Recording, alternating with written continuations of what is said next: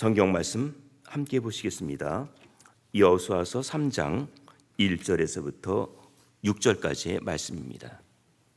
여호수아가 아침에 일찍이 일어나서 이스라엘 사람들로 더불어 시딤에서 떠나 요단에 이르러서는 건너지 아니하고 거기서 유숙하니라.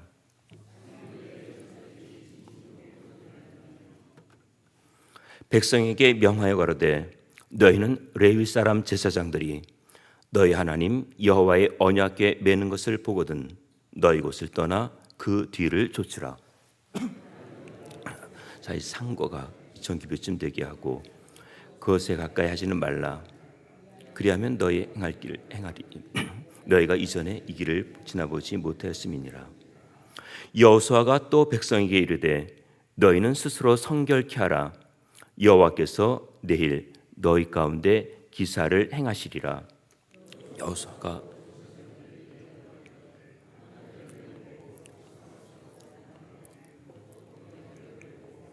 배 나가니라.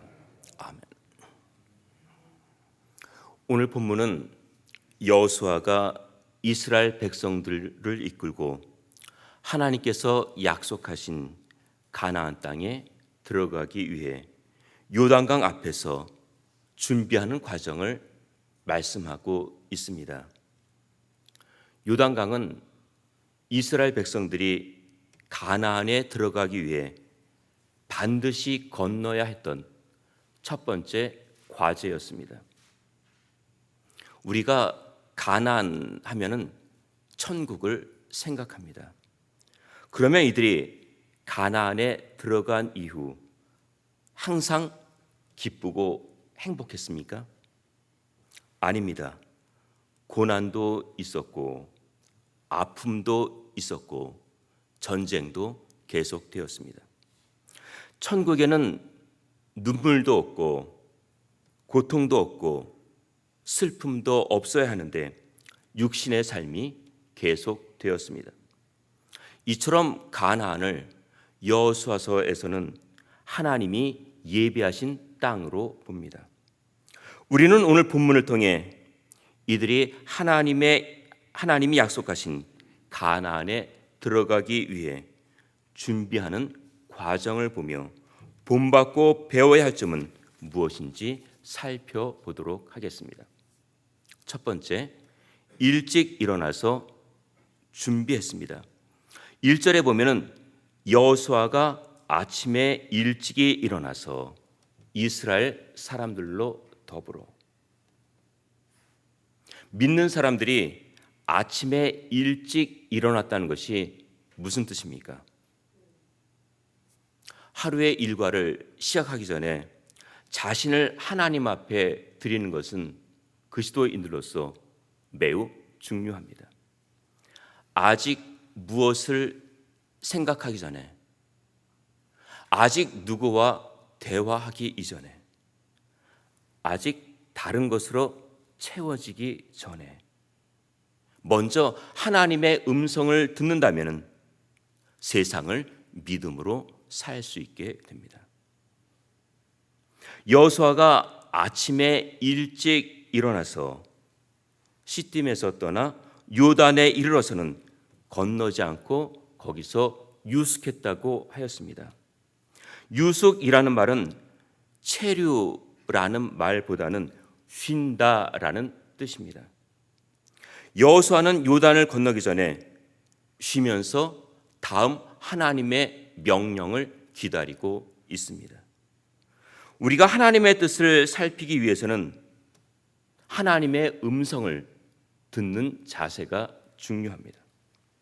기도를 아른다, 부탁한다라고 하는데 하나님 앞에 간구하는 것도 중요하지만 하나님께서 말씀하시는 것을 들을 수 있어야 합니다.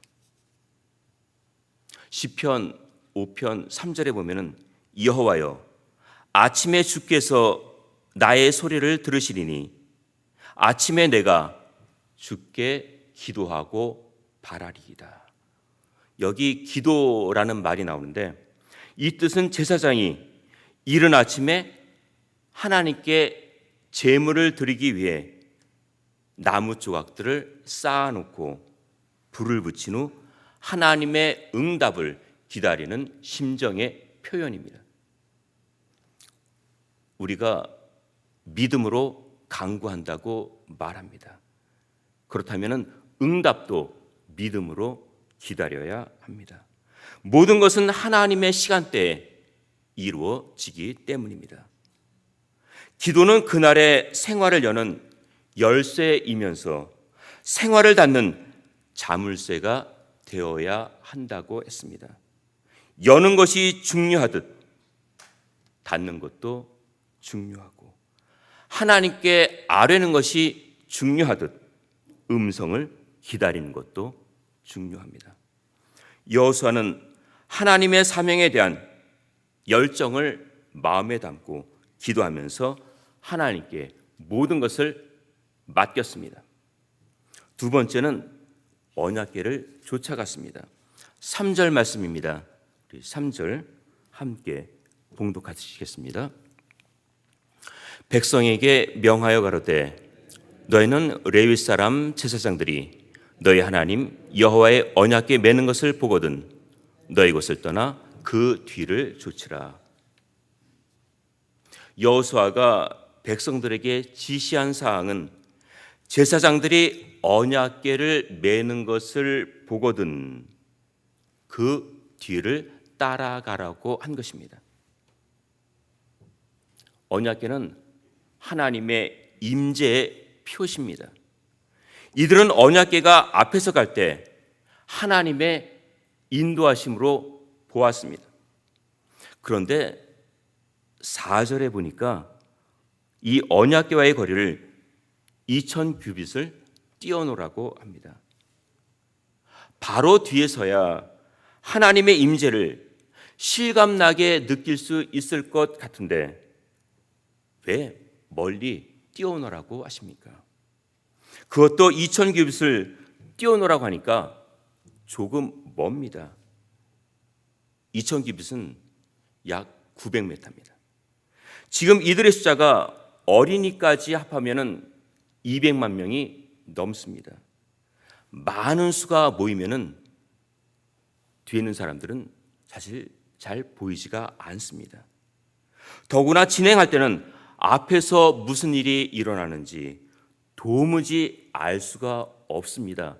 그저 따라가는 정도입니다. 언약궤라는 하나님의 임재를 모든 사람들이 느끼기 위해서는 어느 정도의 거리가 필요했습니다. 그 거리를 900m, 2000규빗으로 본 것입니다. 이들은 언약궤를 보면서 다 함께 진행하고 있습니다. 하나님은 앞에서 우리의 갈 길을 인도하십니다.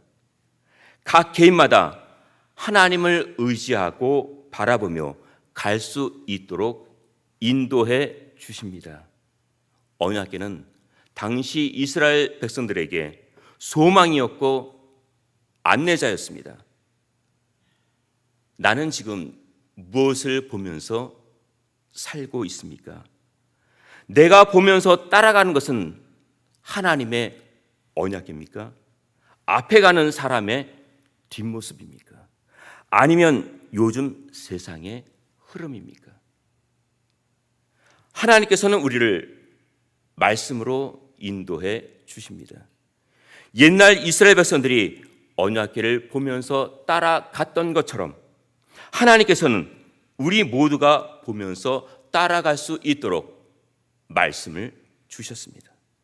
늘 말씀을 가까이하여 심령을 새롭게 함으로 앞에서 인도하시는 주님을 바라보며 사시기를 바랍니다. 세 번째는 스스로 성결하게 했습니다. 5절입니다. 여호수아가 또 백성에게 이르되 너희는 스스로 성결케 하라. 쉽게 이해되지 않는 부분입니다. 지금까지의 명령이 언약궤 매는 것을 보거든 너희 곳을 떠나 그 뒤를 쫓으라. 그리고 그 거리는 2000규빗쯤 되게 하라 했다면 다음 명령은 좀 더 강하고 진취적으로 나왔어야 했는데 스스로 성결케 하라고 하십니다. 지금 이 명령이 어울린다고 생각하십니까? 앞에 요단강이 흐르고 있으니 짐을 잘 꾸리라든지 각오를 단단히 하라고 하든지 해야 맞는 것 같은데 성결케 하라고 하십니다. 모든 일은 하나님께서 계획하시고 하나님께서 진행하십니다. 하나님의 뜻을 따르기 위해서는 먼저 성결케 해야 합니다. 내가 이 땅에서 하나님의 백성으로 하나님의 마음에 합한 사람으로 살기 위해서는 깨끗하게 하는 것이 먼저입니다. 그리스도인의 생명은 깨끗하게 하는 데 있습니다. 마음이 청결하면 하나님을 본다고 하였습니다. 신앙의 연조가 깊으신 분들의 신앙 생활을 보면은 대단한 업적을 남기기보다는 성결한 생활에 힘쓰셨습니다. 요단강을 앞에 두고 하나님은 또 하나의 기적을 이루시기 위해 자신만 따를 수 있도록 성결을 말씀하셨습니다. 모든 일은 하나님의 손 안에 달려 있습니다. 내가 하나님의 손에 붙잡히면 승리합니다. 오늘도 나의 소원을 하나님께 아뢰고 간구한 것을 응답하시는 하나님을 바라보며 말씀을 사모하고 성결한 생활에 힘쓰시기를 예수님의 이름으로 축원드립니다. 다 함께 목소리로 우리 기도하시겠습니다. 여호수아가 아침에 일찍 일어나서 요단에 머물러 진을 치면서 다시 한번 하나님의 뜻을 기다리고 있습니다. 우리들도 이를 행하기에 앞서 먼저 하나님의 뜻을 찾고 살피도록, 그리고 하나님의 언약인 말씀을 의지하며 살 수 있도록, 교육관이 완공되었는데 그곳에서 학생들이 말씀을 배우고 하나님 섬기는 것을 잘 배울 수 있도록 가르치며 수고하시는 교육자들과 선생님들을 위해서 다 함께 한 목소리로 기도하시겠습니다.